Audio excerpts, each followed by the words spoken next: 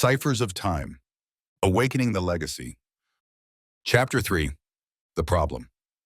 Manu shuffled through the hotel corridor, the soft hum of air conditioning brushing against his thoughts. The weight of his travel-worn duffel bag tugged at his shoulder as he walked, a physical reminder of the journey that had turned his world on its axis. Lady Shantanu trailed a step behind, her presence an enigma that clouded his every step.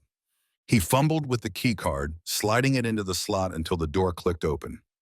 The room greeted him with the muted tones of beige and brown, a stark contrast to the chaos swirling in his mind. As Manu stepped inside, he dropped his bag by the bed and sank into the plush chair by the window. He loosened his tie, the fabric feeling like a noose around his neck. "Would you like some coffee?" he asked without turning, his voice betraying a hint of the fatigue that gripped him. "Please," came the soft reply. With a quick call down to room service, Manu set the stage for what would either be the most bizarre story he'd ever heard or the unraveling of a truth too strange to comprehend. He glanced over his shoulder, taking in the sight of Shantanu, or rather, the woman claiming to be him. "Okay," Manu began once the coffee had arrived and steam curled from the cups between them. "Tell me everything, from the beginning." As the lady spoke, Manu found himself drawn into the narrative, the skepticism that clung to him like a second skin beginning to fray. The conviction in her voice, the intricate details that only Shantanu could know, it was all too compelling to dismiss outright. "Listen, I know how insane this sounds," she said, her gaze never wavering. "But you have to believe me. It's me, Shantanu." Manu set his cup down, the clink of porcelain against wood punctuating the silence. "Keep talking," he said, leaning forward, his own voice now barely above a whisper. "I'm listening." "Okay," she began, her voice steady despite the bizarre tale she was about to weave. "Imagine this, dense forest all around, the kind where sunlight struggles to reach the ground. We were supposed to head back after 3 days of camping, but nothing went as planned." She paused, her eyes losing focus as if she were seeing something beyond the walls of the room. "As the second day neared its end, and it started to become dark, we began our search for a suitable spot to set up camp. Despite our efforts, we couldn't find anywhere suitable as night fell, so we resorted to using our small torches as we trekked through the dark. After wandering for several kilometers, we stumbled upon a decent spot to make camp." She continued her story after taking a deep breath. "However, on the final day, we were surprised to wake up and discover our surroundings. Familiar trails were nowhere to be seen, and we found ourselves amid an unsettling expanse of trees. These trees weren't randomly scattered. They stood in concentric circles, resembling a maze. It didn't seem natural. Rather, it felt deliberate, as if someone or something had intentionally arranged them. Her hands moved through the air, tracing invisible lines and patterns, mapping out the phantom maze. We tried to navigate our way out, retracing our steps, looking for broken twigs, anything that could guide us.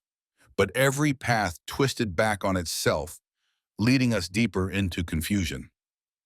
The coffee in Manu's cup had gone cold, forgotten as he leaned in, captivated despite his doubts. There was a fervor to her words, a vividness to the account that couldn't be faked. At least, not easily. "Hours passed, maybe more," she said, her voice growing distant. "Panic set in. We called out, hoping for a response, for any sign of the outside world.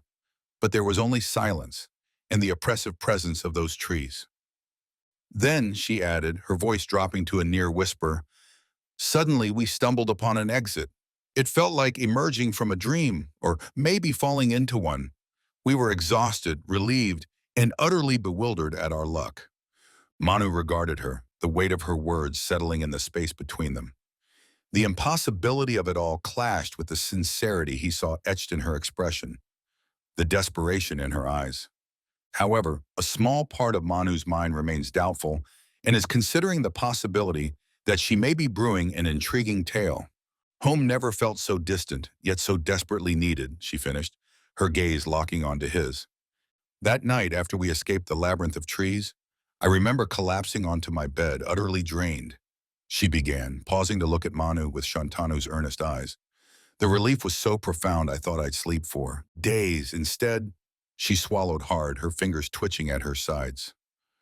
I woke up to sunlight piercing through unfamiliar curtains, a room I'd never seen, and this, she gestured to herself, this body. She moved closer, her gaze imploring Manu to understand, to believe. This isn't me, Manu, or at least it wasn't. I can't explain who she is, how this happened. There's no sense of transition, no memory of change, just a stark, horrifying leap from one reality to another.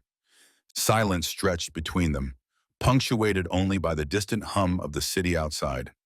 Manu watched her intently, his mind grappling with the surreal narrative unfolding before him. Imagine the shock, she continued, her voice steadier now, but laced with distress. The mirror reflected a stranger, but every fear, every hope in my mind was undeniably mine. My Shantanu's. Initially, I thought that I was dead, Lady Shantanu continued her narration. I believed my spirit had entered this woman's body, but when I became aware of my own body being in a coma, I couldn't comprehend what was happening. She drew a shuddering breath and sat down heavily on the edge of the bed, her hands clasped tightly together. I tried to piece it together, retracing our steps through that forest, searching for an anomaly, a trigger. But there's nothing, just fragments of memories colliding with this bizarre reality. Manu observed her, a woman in appearance yet exuding the essence of his brother. The situation defied logic, but the desperation in her voice, the familiar patterns of speech, and the shared memories they held, it all tugged at his skepticism, urging him to consider the impossible. After a quick shower, Manu attended to essential tasks, contacting the insurance company and his bank before returning to the hospital to handle administrative matters. Once payment details were sorted, he proceeded through the double doors leading back to Shantanu's room, where Dr. Nagababu awaited with a grim expression as somber as an overcast sky. Mr. Manu, the doctor began, his voice low and burdened, we've done everything we can. If there's no response by tomorrow, he trailed off, leaving the sentence hanging like an unfinished thought, but the implication was clear. Brain dead? Manu choked out, the words tasting like ash in his mouth. Dr. Nagababu nodded solemnly. I'm sorry. With a heavy heart, Manu returned to his hotel room, deeply disappointed by the outcome. Manu's hands shook as he unlocked the door to his room, half expecting, half dreading to face the woman who claimed to be his. The door swung open to reveal a space untouched since their fraught conversation, but she was gone. Shantanu? He called out, his voice hollow in the empty room. He checked the bathroom, the closet, even under the bed, irrational as it seemed, anywhere a trace of her might linger. But the silence answered him with nothing more than the buzz of doubt and the ache of hopelessness. Dropping onto the bed, Manu buried his face in his hands. Here he was, teetering on the brink of losing his only brother, and now grappling with the surreal possibility that Shantanu's consciousness had somehow leapt into another's body. It defied all reason, yet the desperation in her voice, the accuracy of shared secrets, it pulled at him, begging for consideration. Where are you, Shantanu? He whispered to the void. Skepticism warred with the gnawing need to cling to any sliver of hope. If what she said was true, if there was even the faintest chance, but she was gone, and with her, the tenuous thread of belief he'd been grasping at. Manu let out a ragged sigh and stood up, determination hardening his jaw. He needed answers, and if they weren't here in this room, then he would have to search elsewhere. Tomorrow, he murmured, addressing the silent witness of the walls. I'm too exhausted to deal with this today. Manu's thoughts were abruptly interrupted by the sound of a door closing. He lifted his head, startled by the unexpected noise. A man in a hotel uniform sat on the solitary chair next to the small table where the coffee had been placed earlier. His face was unfamiliar, but the eyes that met Manu's gaze held an unsettling recognition. Hey, Manu, the room service guy said, his voice tinged with confusion and something close to fear. Who are you? Manu asked, his heart rate accelerating as he rose from the bed, scanning for any sign of danger. The waiter swallowed hard, looking down at his own hands as if they belonged to someone else. I don't understand what is happening. I'm not controlling anything. He paused, visibly trying to collect himself. I ordered another coffee after you left. The room service guy brought it. Next thing I remember is being in his body. What do you mean being in his body? Manu demanded, his mind racing, replaying the bizarre conversation he had had with the woman who claimed to be Shantanu. The lady, the waiter continued, his brow furrowed in concentration. She woke up and started shouting at me, yelling, "Why am I here?" and ran out of the room. I don't know how I transferred to his body. Manu felt the world tilting into the realm of the impossible. This man before him, speaking with urgency and earnest confusion, seemed to echo the same bewildering tale told by the woman who knew secrets only Shantanu could know. I, the waiter began, then stopped, his eyes wide and searching. I don't know, but I think. Think what? Manu pressed, stepping closer. What happened? The waiter looked up at Manu, his gaze steady despite the surreal situation. I believe something has happened at the strange place in the forest. Maybe going back there will help us find some solution. Manu stood still, processing this new information. He needed to understand, to unravel this mystery that had ensnared his brother's fate. Could it really be that this place held the key to untangling the web of the inexplicable? Manu's hand found the back of a chair, and he sank into it as if his legs were no longer capable of supporting him.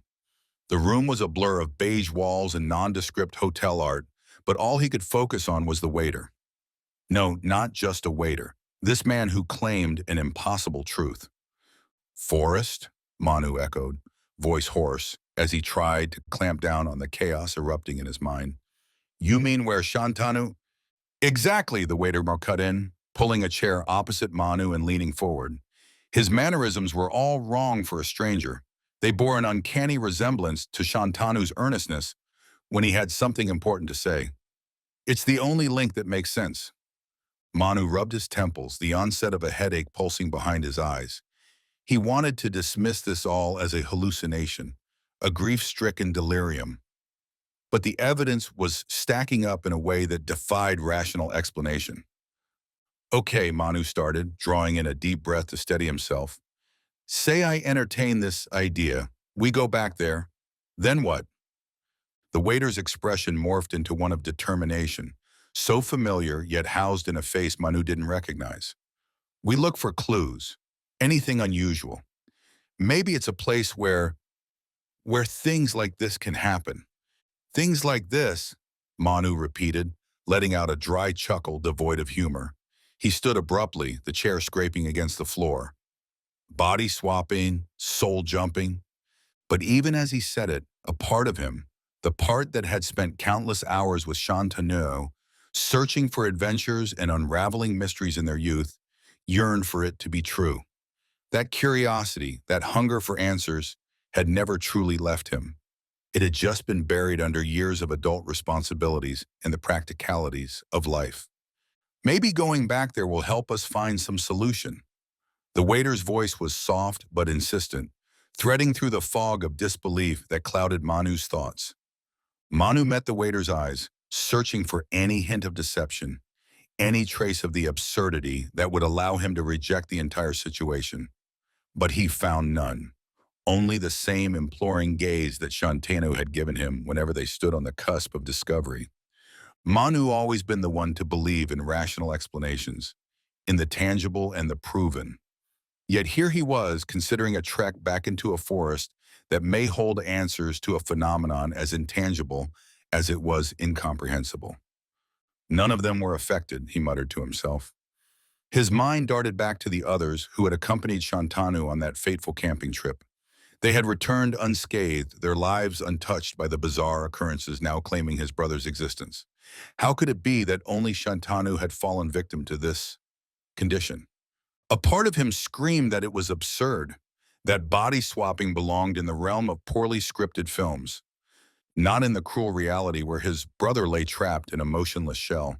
And yet another part, a shadow that thrived on curiosity and the allure of the unknown, whispered seductively that there might be a sliver of truth to it all. Even a 1% chance, he voiced the thought, feeling the weight of possibility settle over him like a mantle. With a deep breath, Manu steeled his resolve. He had come too far to let skepticism win without a fight. If there was even the slightest hope that Shantanu's consciousness was still alive, still fighting somewhere beyond comprehension, then it was worth pursuing. What kind of brother would he be if he turned his back on that? All right, Manu said, the decision feeling both ludicrous and inevitable. We'll go back to the forest. He did not know what awaited him amidst those trees ranged in concentric circles, nor what answers, if any, lay hidden within their silent watch. But for Shantanu, for the bond they shared and the memories of a time when life was nothing but an adventure waiting to be unraveled, Manu would walk into the heart of the unknown.